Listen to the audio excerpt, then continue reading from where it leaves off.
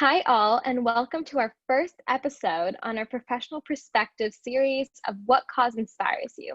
I'm your host, Alicia Gupta, and today I have with me Donna Hughes. What Cause Inspires You is a podcast founded for students ages 13 to 21 to be able to share their service they are doing in their communities. We recently launched our professional perspective series in order for experts in their field to give insight to our youth about how to make a stronger impact and accelerate social justice movements. Today, we have with us Ms. Donna Hughes. Donna is an award-winning negotiator and founder of Launch Negotiation, who's passionate about empowering others to harness their innate negotiation potential. Drawing upon a decade of interdisciplinary experience from roles held across Europe and North America as Chartered Global Management Accountant, Supply Chain Manager, and Operations Manager, Donna inspires workshop participants with her passionate and energizing and empowering approach to negotiations. The podcast will be available on Spotify and YouTube under Humanity Rising Voices. All right then, Donna, are you ready? I certainly am. Let's get started. So first, how do you define negotiation? That is a fantastic question because often the way we define negotiation is based on the media portrayal. So for a lot of us, when we think of negotiation, we default to salary negotiations or house negotiations, these really high stake conversations. But in reality, all negotiation is a conversation aimed at reaching an agreement. So this could be a conversation with a sibling in terms of how you're going to split the household chores. It could be a conversation with a parent in terms of who's going to drive you or take you to, the cinema tonight. It could be a real low stakes conversation. Now, the reason I always encourage people to think differently about negotiation, to think a bit more broadly, is for a lot of people, negotiation is really far outside their comfort zone. So if you can start to normalize it and recognize that almost every conversation you're having is a conversation aimed at reaching an agreement and therefore is a negotiation, you can start to kind of cultivate your confidence and your competence at negotiating. So then when you do go forward for these really high stake conversations, the salary negotiations, the house negotiations, you've got the confidence because you've been doing it every single day. Yeah, and I love how you define negotiation as towards an agreement. I think that's a part that's often overlooked when we think negotiation. Today's day and age, we think political debates, and those don't always reach an agreement. So I think that's really important for people to hear. Exactly. Never Google negotiator. Never Google it. The images are horrific. You see it. It's always beauty and beauty people. But what I'm trying to help people see is that whether you realize it or not, you are a negotiator. What you're doing every Yeah. single day, the conversations you're having, they're negotiations. And the sooner you can kind of tap into that superpower, the sooner you can start to get the life that you deserve, whether it's work-life balance or salary negotiations, you can really harness negotiation in your life. Yeah, and I think that makes perfect sense. You did mention a few types of negotiations, but what are some examples in our daily life? I think that's a great question. So again, the reason, bring it down to how it impacts your life. So we all wear a number of different hats. You might be a leader like yourself, Alicia. You could be a podcast host. You could be a friend, a sister. There's so many different roles that we hold. And within those roles, we're having different conversations. And those conversations are often negotiations. So it could be negotiating, if you're renting a property out, it could be negotiating with your landlord the cost of your rent, or if you've got a mobile phone or a cell phone, it could be negotiating an early upgrade before your contract finishes. If you've got a pet, it could even be negotiating with friends or family when you go away on holiday post COVID. Who's going to look after that pet? So it can be really any conversation that you're having where you're trying to reach an agreement with the other person. It doesn't have to be a financial conversation. It doesn't have to be a high stakes conversation. It's just where you're trying to reach an agreement with another person. Yeah, and we keep kind of touching upon this idea of an agreement, but unfortunately, a lot of people have a negative connotation against negotiations. So, can you tell our audience why it's so important to actually be a negotiator? Absolutely. So I'm really glad you touched on that because when I say I teach negotiation, most people, their stomachs churn. It's a horrible connotation that comes to mind. And the reason is, again, going back to the media portrayal, if you type negotiator into Google, you'll see the same type of negotiator, this very dominant, overly aggressive negotiator that's purely focused on money or a political environment.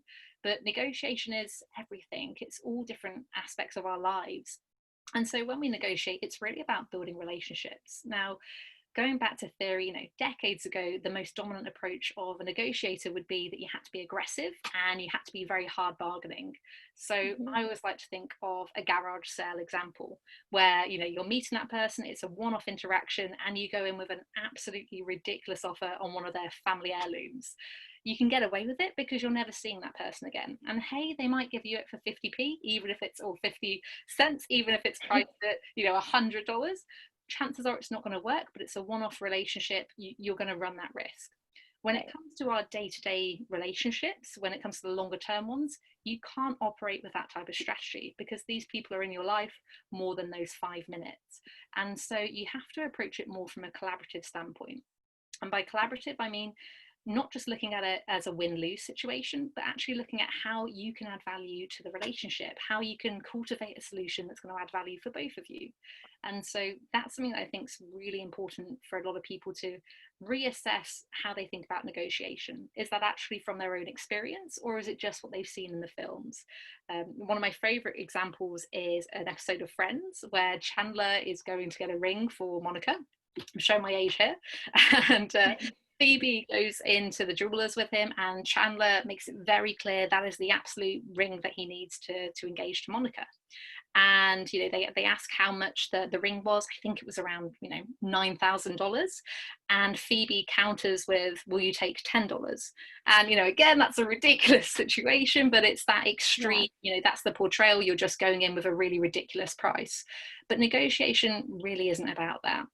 When we're looking at negotiation from a collaborative lens, it's taking time to understand what's important to the other person, the other side of the table. It's taking time to listen to their needs and creating a solution that works for both of you. And so to do that, it's often where you have to go beyond just money. You look at all the variables that could add to it. So, why it's so important to negotiate is you don't get what you don't ask for. And so if you imagine all these opportunities in our lives on a daily basis where we're negotiating, if we don't recognize them as negotiable, we're leaving so much value on the table. Now, that might just be a salary negotiation, might be the first thing that comes to mind. Even when you first graduate, even when you're coming from high school or first from university, it is so important to negotiate. Now, you might just feel grateful to get that job offer, but what I'd encourage you to do is think about the employer's perspective, especially nowadays. Thousands of candidates are going for that role. So if you've got to the stage where they're making you the offer, you're an impressive candidate, to say the least. They've already invested the time and resources and chosen you are the perfect fit for the company. So you actually have a lot more bargaining power than you might realize. And over the course of a lifetime, it's estimated that by not negotiating our salary, we can forfeit up to $1 million over the course of our careers. So it's really, really important that that not only do you negotiate, but you encourage the other people in your life to as well. So when they're going for a job, say, fantastic, did you negotiate? Or how are you going to negotiate? Make it the norm. Recognize that on a daily basis, these casual conversations we're having, if you can practice your negotiation skills, that's going to get you that $1 million over the course of your career by just going out there, asking for the opportunities, and again, considering the other person's perspective and making sure you're really putting your best foot forward. Yeah, I think you mentioned a really great point about asking for your opportunities. A lot of times we're scared to ask for that, or we think it's impolite, or we're not too sure exactly how to approach that situation. And I think if we were taught that at a younger age, that it does not have to be aggressive, but you should know your worth and you should know how to ask for things respectfully, then we're going to reach our full potential. It's actually really funny because I did debate in high school. So we thought it was all about negotiation, right? I wish that when I was doing debate on my school team, I thought of it more as an educational opportunity to enlighten both teams versus a win-to-win situation. So how can negotiators kind of see that positive light, or how can someone see themselves as a negotiator? I think that's a really good question. So what I always say is, even though I've never met you, whichever listeners are on the line, you're a negotiator. You might not realize it. You might not be aware that you're negotiating every day, but really just start to look at your conversations and see how many of them are just conversations aimed at reaching an agreement. Now, this could be an agreement on what you're going to have for dinner, or what's the next Netflix show you're going to watch. It could be really basic principles, but it's still a negotiation. And so what I encourage people to do is just break down the definition of negotiation, look at how you're approaching these conversations, and are you just thinking of them as a win-lose, or are you trying to meet in the middle? One of my best examples of one of the most fearless negotiators I've ever come across has to be my 5-year-old niece. She is fantastic. As children, we're very good at negotiating. We embrace it. We embrace all the opportunities. And I remember, she must have been 3 years old at the time. And she got presented 2 options by her father. He said, would you can have milk tonight? Would you like it cold, or would you like it hot? And she just turned around to him and said, warm, daddy. So again, she'd seen these 2 binary options. Neither of them were the ideal solution for her. And she was creative enough to think of a 3rd option and recognized on the spot that's a very easy concession for her father to give up, but it means that she gets exactly what she wants. Now, that's a really, really basic example. But again, if a 3-year-old can do that and recognize that the options on the table don't meet her needs, as adults, we can also do that. And the stakes are so much higher than the temperature of a glass of milk. Yeah, unfortunately, as sexist as it might seem, women are seen as kind of pushy or bossy or needy when they're asking for things. So if we're talking about women in specific, why is it important for more women to get involved in this field? That's a really great question. I'm glad you've touched on it. I know we've only got 20 or 30 minutes today, but I would say from a really young age, you're absolutely right. Men and women are socialized very differently. So with men, there's a lot of honest overconfidence where they're encouraged to advocate for their worth and really stand up for themselves. Whereas women, there's very much a communal upbringing where we're taught to care and advocate for other people. But not so much for ourselves. And certainly the way it's received is very different. And that's what I always encourage any managers or professionals to do, is think about how you're perceiving and how you're encouraging the women versus the men in your team to advocate for themselves, for their pay, or the opportunities that they have. What I would say in terms of, why it's so important for women to do so, men are 4 times more likely to negotiate their salary than women.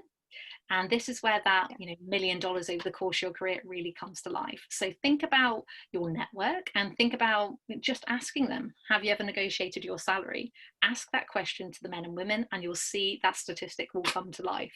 I think it's really important, regardless of whether you're a man or a woman, that you're encouraging your team to negotiate and to stand up for what they're worth, and you're recognizing any bias that you might have in terms of if a woman asks versus if a man asks.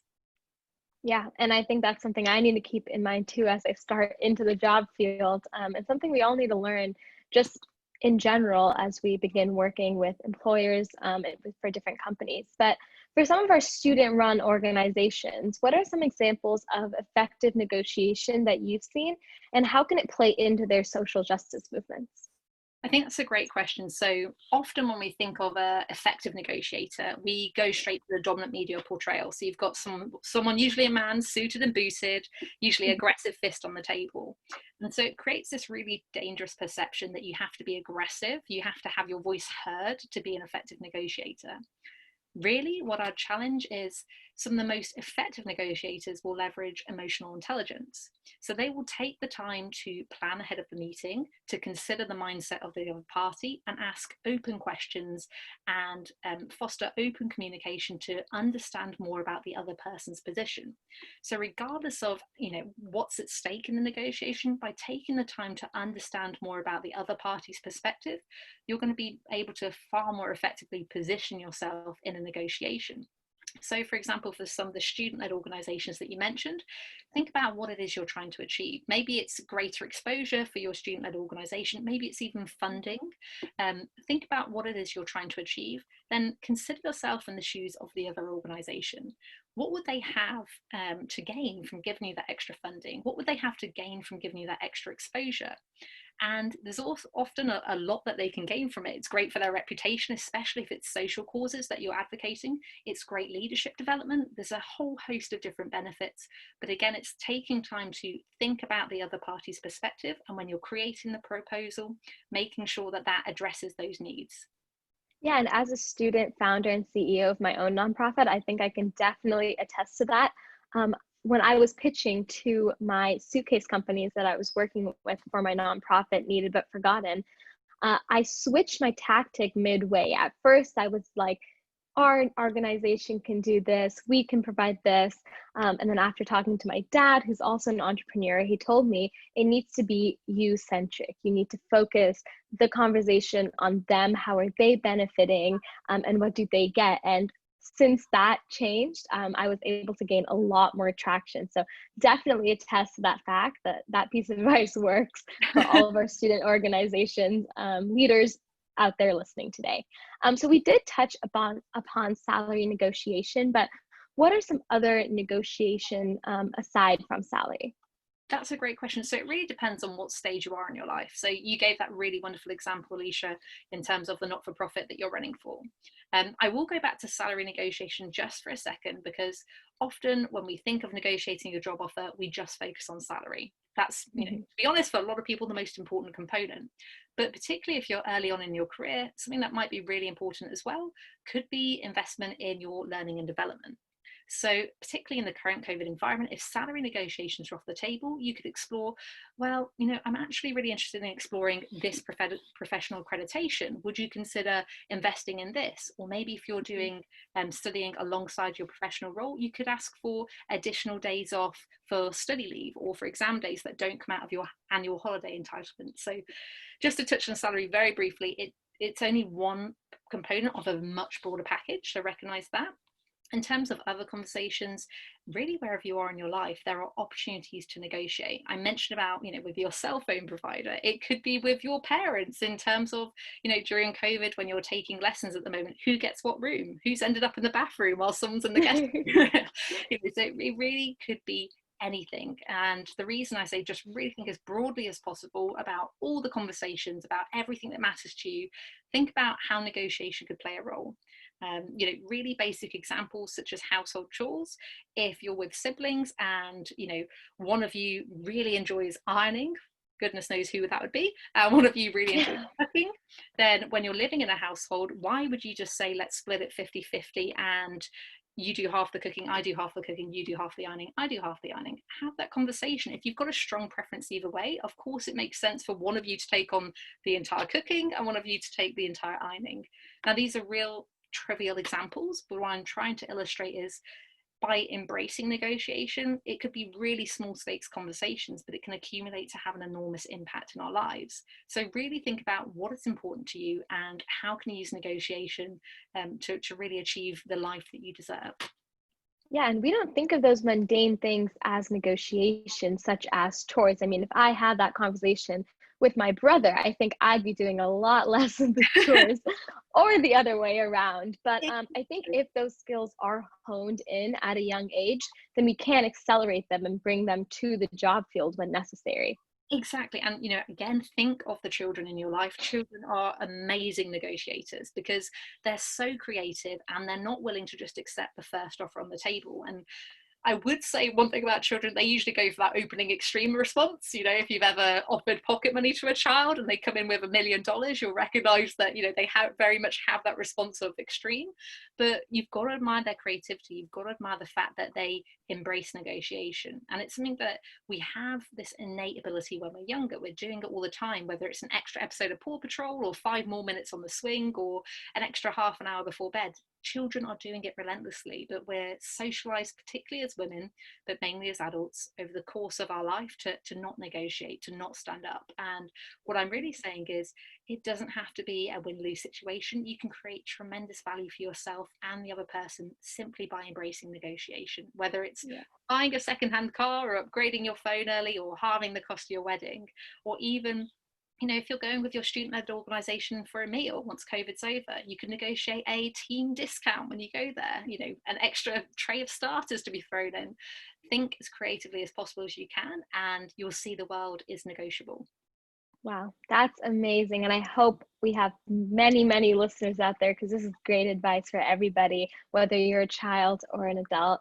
Donna, we do have time for one last question.